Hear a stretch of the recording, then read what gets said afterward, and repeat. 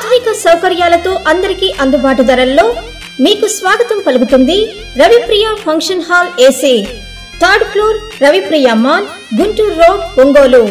500 seating capacity, AC dining hall, AC bedrooms కలవు మరియు విశాలమైన పార్కింగ్, జనరేటర్ సౌకర్యం కలదు.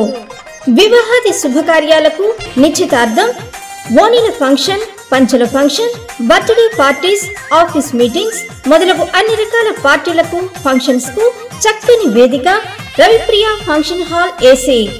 మీ అభిరుచికి అనుగుణంగా డెకరేషన్ మరియు లైటింగ్ చేయబడును.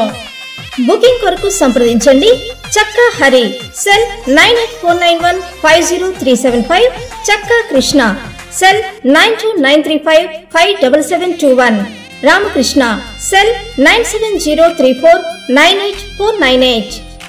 Ravipriya function hall AC, third floor, Ravipriya mall, Guntur road, Ongole. నమస్తే, పీనెట్ న్యూస్ స్వాగతం. దేశ ప్రజలందరికీ స్వేచ్ఛ, సమానత్వం, సౌభద్రత్వంతో పాటు సాంఘిక, ఆర్థిక, రాజకీయ సమన్యాయం చేకూర్చేందుకు కృషి చేసిన మహనీయుడు అంబేద్కర్ అని ఒంగోలు ఎంపీ మాగుంట శ్రీనివాసరెడ్డి, టీడీపీ రాష్ట్ర ఉపాధ్యక్షులు దామచల జనార్దన్ అన్నారు. అంబేద్కర్ జయంతి సందర్భంగా టీడీపీ కార్యాలయంలో నిర్వహించిన వేడుకల్లో వారు పాల్గొని మాట్లాడారు. ముందుగా ఆయన చిత్రపటానికి పూలమాల వేసి నివాళులు ఘటించారు.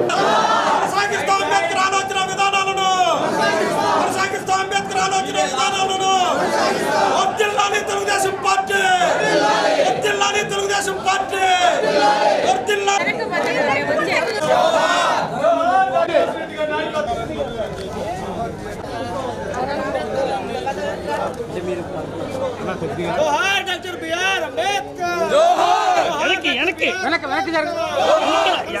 ఎంపీ గారు కనపట్ల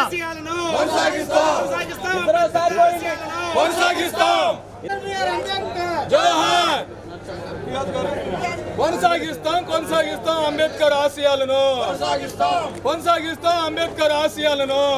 133వ జయంతి కార్యక్రమాన్ని బ్రహ్మాండంగా మన ఒంగోలు పట్టణంలో జరుపుకుంటున్నాం. అంబేద్కర్ గారి జయంతి కార్యక్రమం అంటే దేశంలోనే కాకుండా ప్రపంచంలో నలుమూలలో ఉన్న భారతీయులందరూ కూడా జరుపుకునే కార్యక్రమం ఇది. రాజ్యాంగ సృష్టికర్త వారు చూపించిన మార్గాల్లోనే మనం అందరం నడిస్తే చక్కని భవిష్యత్తు ఉంటుందని, యువతికి ప్రోత్సాహం ఇచ్చే కార్యక్రమాలు కూడా ఎన్నో కూడా ముందుకు తీసుకెళ్తారని ఈరోజు మీ అందరి ముందు జనార్దన్ గారు, మేము, రియాజ్ గారు అందరం ఇక్కడ తెలుగుదేశం పార్టీ ఆఫీస్లో అంబేద్కర్ విగ్రహానికంటే అలా పులాంకనం చేసుకున్న తర్వాత వారి ఆశయాలను కొనసాగిస్తాం అనేది. అంబేద్కర్ గారి జయంతి సందర్భంగా అందరికి కూడా ప్రతి ఒక్కరికి శుభాకాంక్షలు తెలియజేస్తా ఉన్నాం. ఆయన ఈరోజు పార్టీ కార్యాలయంలో కానీ అదేవిధంగా ఆయన విగ్రహానికి అందరం కూడా నివాళులు అర్పించటం, ఈ రోజుటికి కూడా అంబేద్కర్ గారు ఏదైతే రాజ్యాంగం అమలు రాశారో దాన్ని ఇప్పటికి కూడా అమలు జరుగుతుందంటే ఆయన ముందు చూపుతోటి ఏదైతే బడుగు బలహీన వర్గాలు కూడా అందరూ కూడా సమానం ఉండాలని ఒక ఉద్దేశంతో ఆయన రాజ్యాంగాన్ని రాయటం ఆ రోజు కూడా మనం చూసాం. దానికోసమే ఈ తెలుగుదేశం పార్టీ వచ్చిన తర్వాత కూడా ఎక్కడైతే పేదవాళ్ళు ఉన్నారో, ఎస్సీ ఎస్టీస్ ఉన్నారో, ఎన్నో విధాలుగా కూడా డెవలప్ అయ్యిందంటే కారణం తెలుగుదేశం పార్టీ. సిమెంట్ రోడ్స్ కానీ, హౌసెస్ కానీ, అదేవిధంగా వాళ్ళకి కావాల్సిన ఫెసిలిటీస్, డ్రింకింగ్ వాటర్ కానీ ఇవన్నీ కూడా ఈరోజు అన్ని విధాలుగా కూడా అభివృద్ధి చెందిందంటే అది ఆ రోజు అంబేద్కర్ గారు ఏదైతే రచించారో దాని అదే పద్ధతిలో చంద్రబాబు నాయుడు గారు కానీ తెలుగుదేశం పార్టీ కూడా అదే అనుకూలంగా మనం అంతా కూడా నడుస్తున్నామని చెప్పేసి కూడా మేము తెలియజేస్తూ ఉన్నాం.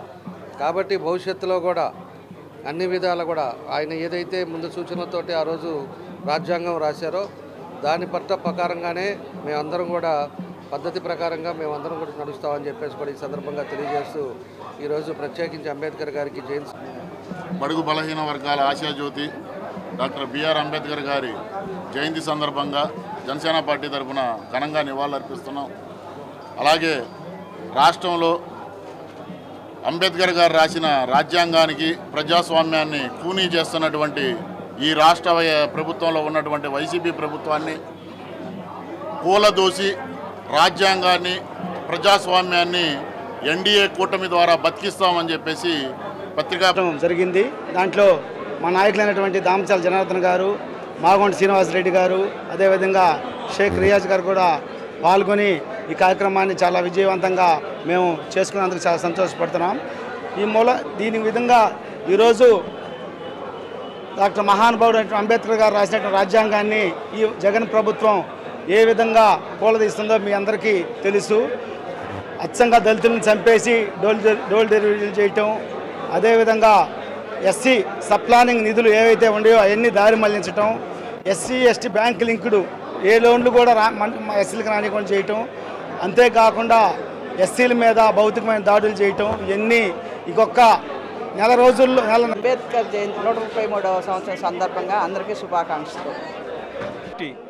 అయితే మేము ఈరోజు ఒకటే చెబుతున్నాం, ఈ రాష్ట్రంలో ఎన్నో పార్టీలు ఎన్నో విధానాలు పుట్టుకొచ్చాయి. అయితే ఇటువంటి దుర్మార్గమైన పరిస్థితి ఏనాడు లేదు. రాజారెడ్డి రాజ్యాంగం నశించాలా, తెలుగుదేశం పార్టీ రేపు అధికారంలోకి రాగానే మళ్ళీ బాబాసాహెబ్ రాజ్యాంగాన్ని అనుసరించే పార్టీ తెలుగుదేశం పార్టీ. మీరు వైసీపీలో ఉన్న దళితులకు కూడా మేము ఒకటే సూచిస్తున్నాం, మీరు ఉంది కొత్తరెడ్డి రాజారెడ్డి రాజ్యాంగంలో ఉన్నారు, అది గుర్తుపెట్టుకోండి. బాబాసాహెబ్ రాసించిన రాజ్యాంగంలో లేరు.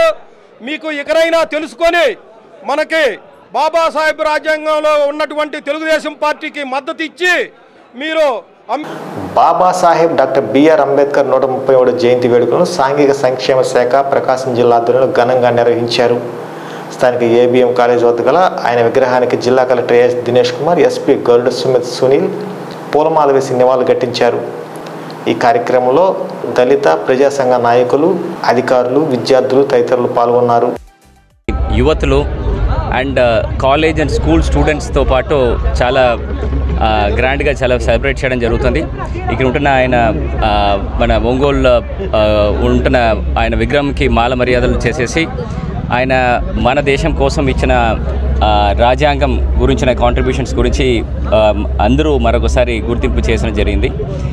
ఆయన చెప్పినది యువతలకి ముఖ్యంగా ఇచ్చిన ముఖ్యమైన ఒక సూచనలు ఏమంటే అందరూ కూడా be educated, be agitated, be organised, be confident and never give up అని ఒక విషయాలు ఎస్పెషల్ యువతలకి చెప్పడం జరిగింది. దీనిలో ఆయన ఇచ్చిన కాంట్రిబ్యూషన్స్, మన దేశానికి కోసం ఇచ్చిన ఈ రాజ్యాంగ నేత ఇచ్చిన కాంట్రిబ్యూషన్స్ ఇప్పటి వరకు కూడా మనం ఈ కార్యక్రమం చేస్తున్నాము. ఖచ్చితంగా ఆయన ఇచ్చిన సూచనలు, సలహాలు అన్నీ కూడా మన పిల్లలకి మన వచ్చిన భవిష్యము ఒక మంచి దశల్లో తీసుకువెళ్ళడానికి ఖచ్చితంగా కొనసాగిస్తామని చెప్పుకొని ఇట్లాంటి మంచి కార్యక్రమం ఆర్గనైజ్ చేసిన ప్రతి ఒక్కరికి నా ధన్యవాదాలు చేసి సెలవు తీసుకుంటాను. ప్రకాశంలో అన్ని చోట్ల జరుగుతాయి. సో మన డిస్ట్రిక్ట్ అడ్మినిస్ట్రేషన్ తరపు నుంచి అందరికీ శుభాకాంక్షలు. అందరూ చాలా సరిగ్గానే సెలబ్రేషన్ చేయండి.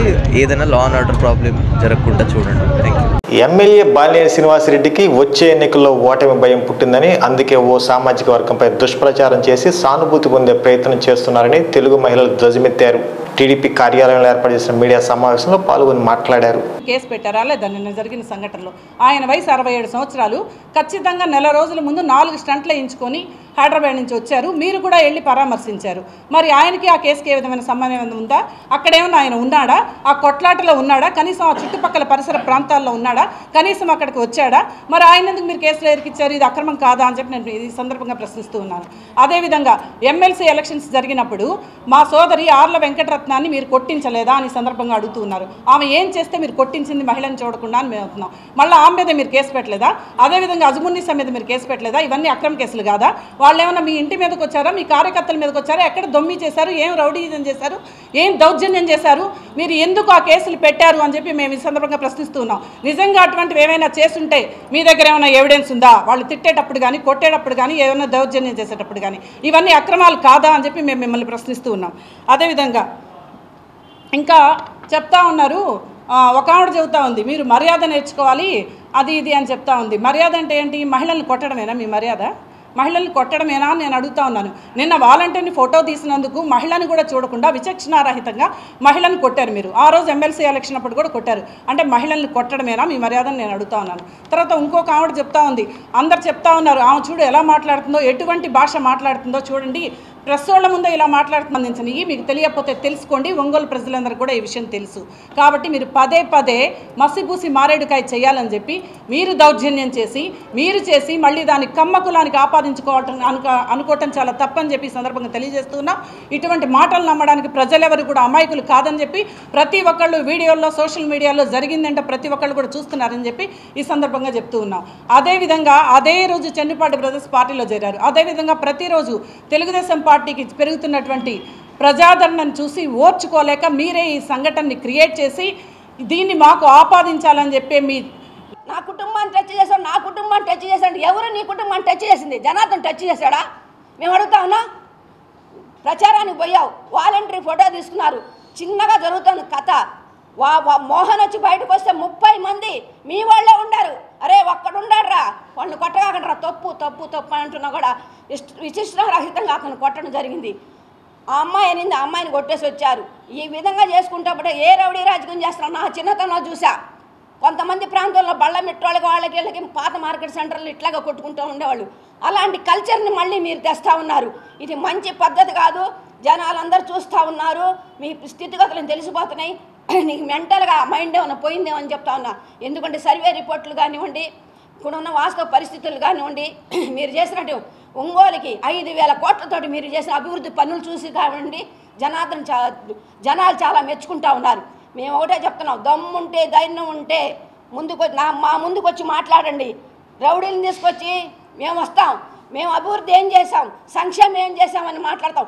సంక్షేమం మీద, అభివృద్ధి మీద, మహిళా సార్థకత మీద మేము మాట్లాడతాం. మీరు రండి. అంతేగాని రౌడీలు వేసుకొచ్చేసి భయభ్రాంతులు చేసి 100 మంది నా ఎమ్మడి పడ్డారు డ్రీమ్స్లో.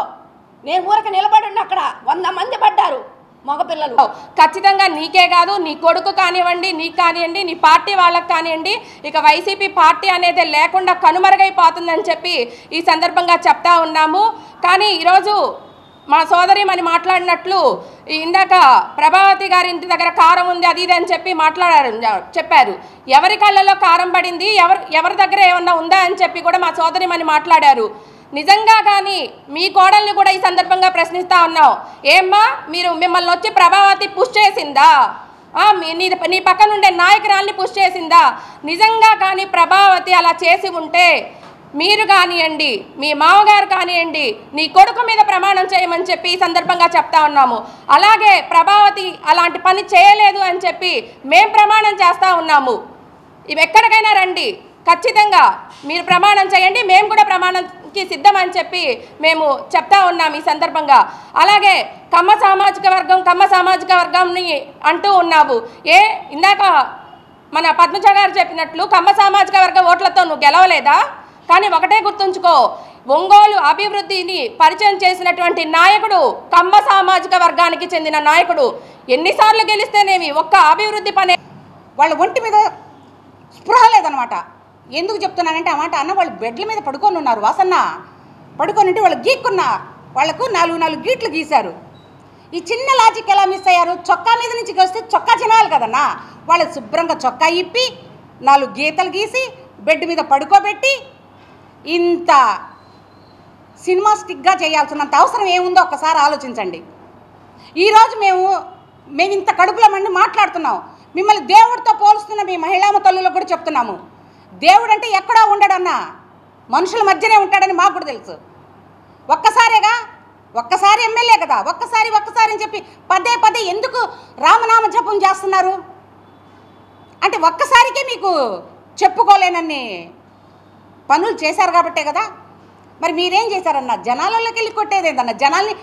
ప్రజల్ని కొట్టేదేంటి? భయభ్రాంతులు చేసేదేంటి? వాళ్ళని ఇంకెక్కడికి రానివరా? మనుషుల మధ్యన తిరగాలని లేదా?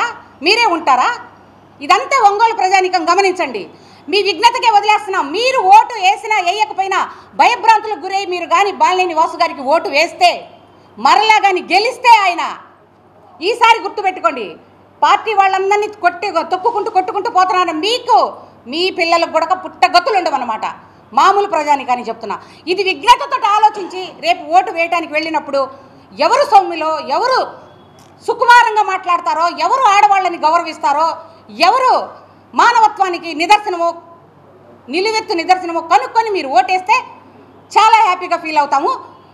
టంగుటూరు మండలం కందులూరు గ్రామంలో ఓ వ్యక్తి దగ్గర సుమారు 100 సీసాల అనధికార మద్యాన్ని స్వాధీనం చేసుకున్నట్లు Ongole SCB CA G Suryanarayana తెలిపారు. వారి కార్యాలయంలో ఏర్పడిన మీడియా సమావేశంలో వివరాలు వెల్లడించారు. అనధికార మద్యం నిల్వలు గాని విక్రయాలకు పాల్పడితే కఠిన చర్యలు తప్పని హెచ్చరించారు.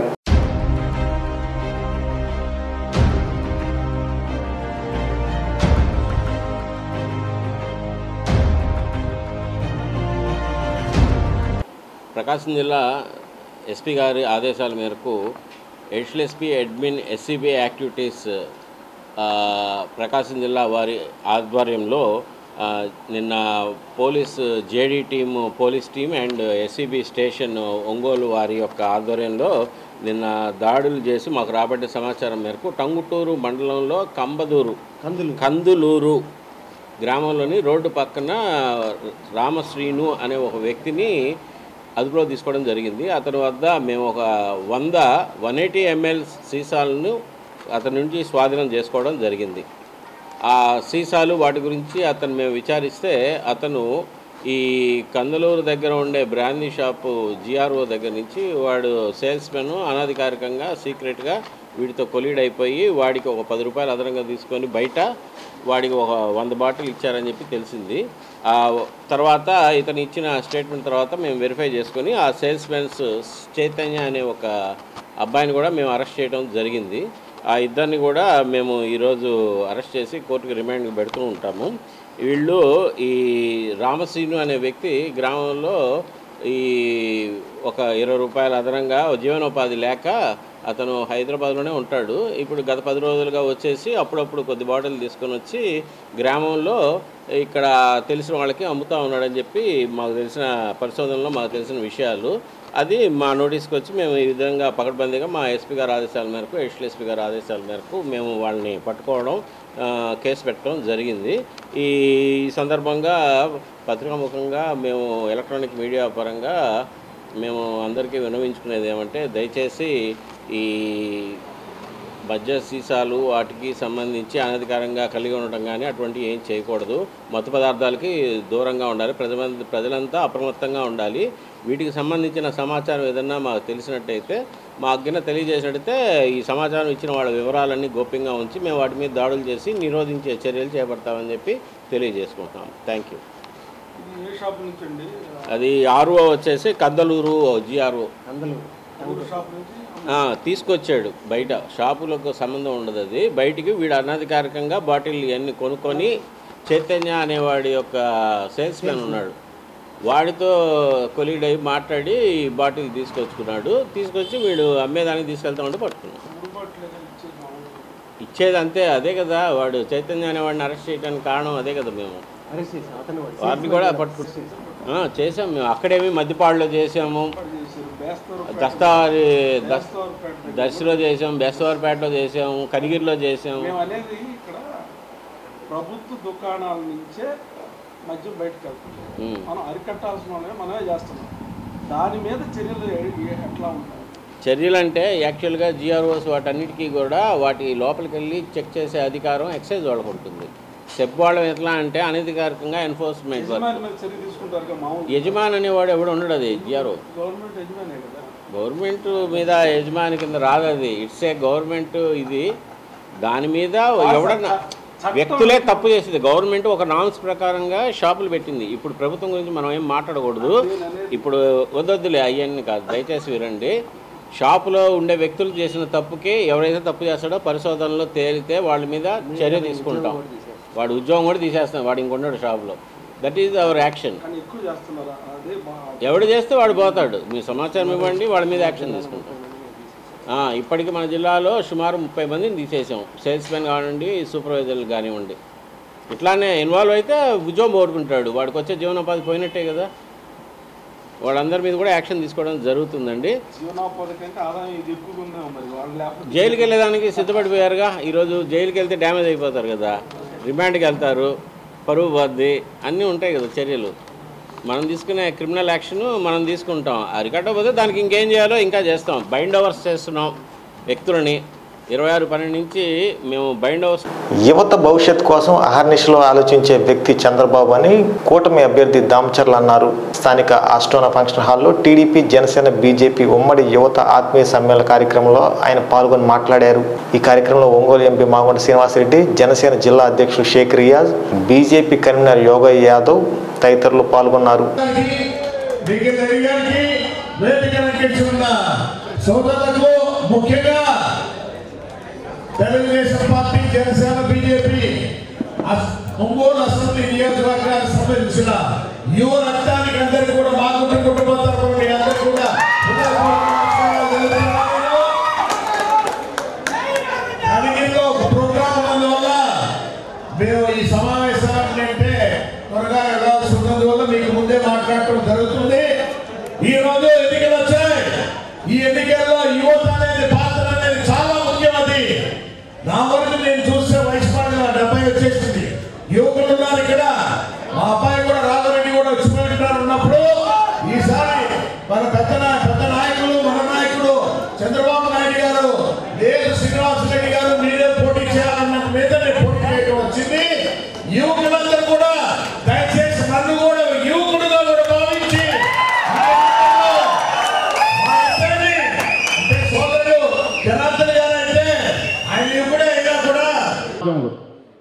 ఈ రాష్ట్రాన్ని ఒక గూండా, ఒక ఫ్యాక్షనిస్టు, ఒక రౌడీ స్వభావం గలటువంటి వ్యక్తి ఈ రాష్ట్రాన్ని 5 ఏళ్ల నుంచి పరిపాలిస్తున్నాడు. రాష్ట్రం అప్పుల ఆంధ్రప్రదేశ్గా ఈరోజు మారిపోయింది. ఎక్కడ కూడా అభివృద్ధి లేదు. ఇక్కడ ఉన్నటువంటి యువతకి గంజాయి అలవాటు చేసి అభివృద్ధి ఆంధ్ర రాష్ట్రం దేంట్లో జరిగిందంటే గంజాయి అమ్మకాల్లో, గంజాయి పండించే దాంట్లో అభివృద్ధి చెందింది ఈరోజు ఆంధ్ర రాష్ట్రం.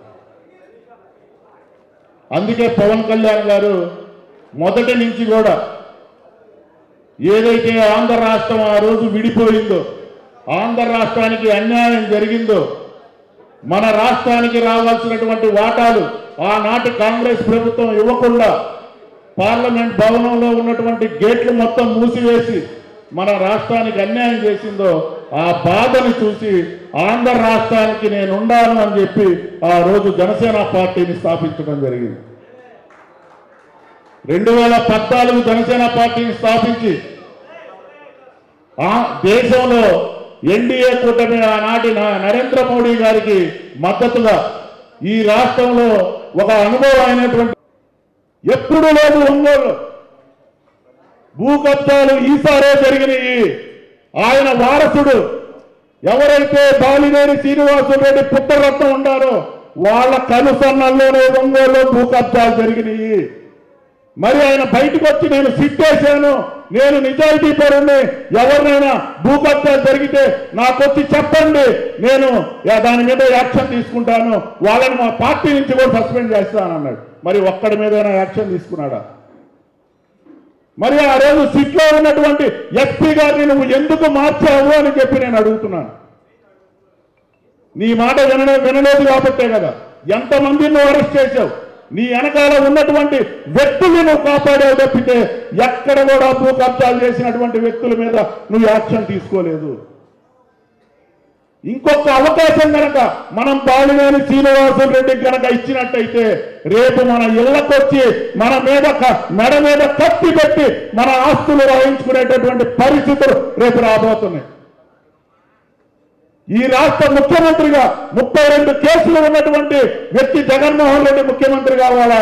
లేకపోతే ఎంతో అనుభవం ఉంది ఈ రాష్ట్ర యువత ఉపాధి అవకాశాలు కల్పిస్తూ ఈ రాష్ట్రానికి పరిశ్రమలు తీసుకొచ్చి ఎన్డీఏ కూటమి ఉమ్మడి ముఖ్యమంత్రిగా నారా చంద్రబాబు నాయుడు గారిని మనం బలపరిచి కూడా మన రైస్ కాలేజ్ కానీ కొన్ని కాలేజెస్ కూడా హర్షిని కాలేజీ అన్నీ కూడా పెట్టి అందరికి కూడా మేము తెలియపరిచాం.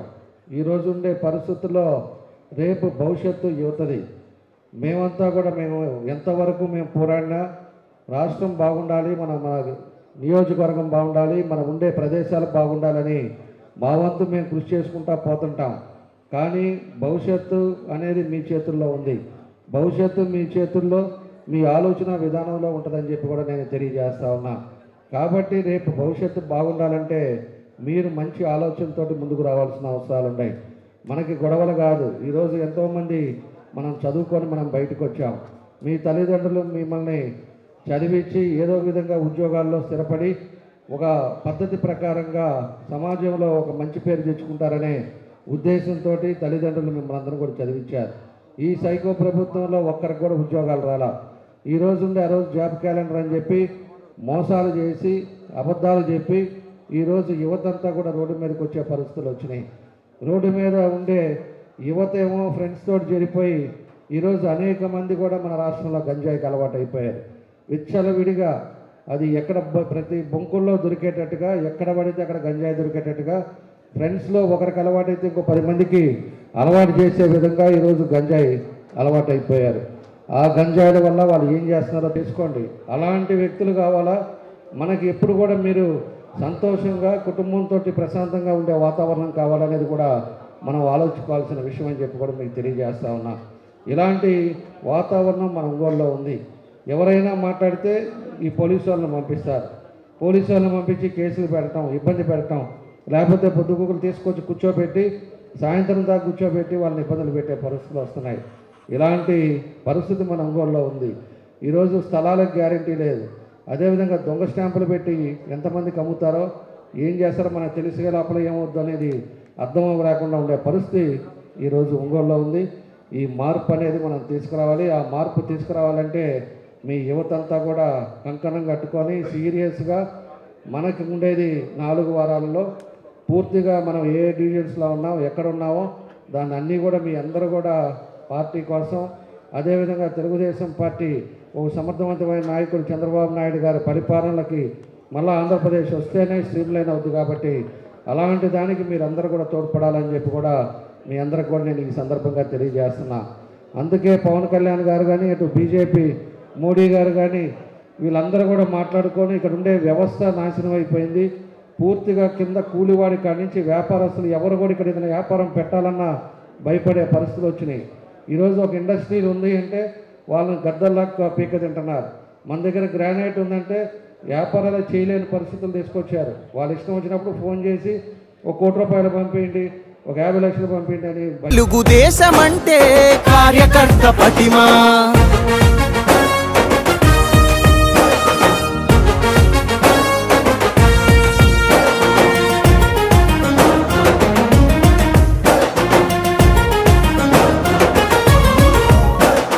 నవచరితను రాసేటి నల్లసిరా మీరే, తెలుగు నేల ప్రభ వెలుగుల కాంతి కణం మీరే,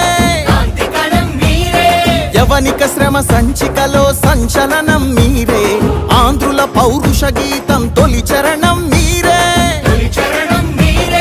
నందమూరి ఆవేశంలో సందేశ ధ్వనులు మీరే, చంద్రబాబు హృదయంలోనా. ఈ వార్త ఇంతటితో సమాప్తం. నమస్కారం. గుండె సంరక్షణ కోసం మరింత జాగ్రత్త తీసుకోవడం అవసరం. ప్రకాశం, నెల్లూరు, కర్నూలు జిల్లాల్లో తొలిసారిగా ఆస్టర్ రమేష్ హాస్పిటల్స్ ఒంగోలులో అత్యాధునిక 160 స్లైడ్స్ UCT 780 స్కానర్ అందుబాటులోకి తెచ్చాయి. Computerised tomography, coronary angiography, CTCA దీనివల్ల సాధ్యమవుతుంది.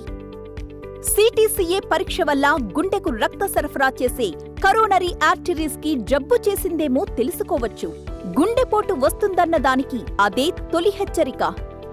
ఇతర పరీక్షలతో పోలిస్తే ఈ ఆధునిక పరీక్ష వల్ల ఎన్నో ఉపయోగాలున్నాయి. అసలు సమస్యని కరెక్ట్గా తెలుసుకుని తగిన వైద్యం చేసే వీలుంటుంది. గుండెకు సంబంధించిన ఏ సమస్య ఉన్నా ఆస్టర్ రమేష్ హాస్పిటల్స్ మీకు కొండంత అండా.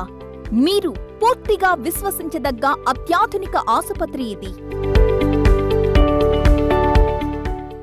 ఇది ఇప్పుడు ప్యాక్ చేయండి. గాజులు వచ్చే నెల తీసుకుంటానులే. వచ్చే నెల ఎందుకు? అంటే పెద్ద ఇన్వెస్ట్మెంట్ కదా, మొత్తం ఒకేసారి కొనడం ఎందుకని. అలా చేస్తే వచ్చే నెల బంగారం ధర పెరిగిపోతుందేమో. కావాల్సినవి తెలిసినప్పుడు కొనడానికి మాత్రం కన్ఫ్యూజన్ దేనికి? మలబార్ అడ్వాన్స్ వెడ్డింగ్ ప్లాన్ ఉందిగా, చెప్పండి. మీరు కొనాలనుకుంటున్న బంగారం మొత్తంలో 10% అడ్వాన్స్ పే చేస్తే చాలు. మేము దాన్ని ఈ రోజు బంగారం ధరకే బ్లాక్ చేసి ఉంచుతాం. ఫైనల్ పర్చేస్ అప్పుడు మీరు బుక్ చేసుకున్న ధర లేదా కొనుగోలు చేసే రోజు ధర రెండిట్లో ఏది తక్కువైతే ఆ ధరకే పొందొచ్చు. అంటే రిస్క్ చిన్నది, ఆనందం పెద్దది. బాగుంది కదా. నా కుటుంబం, నా సంబరం, నా మలబార్.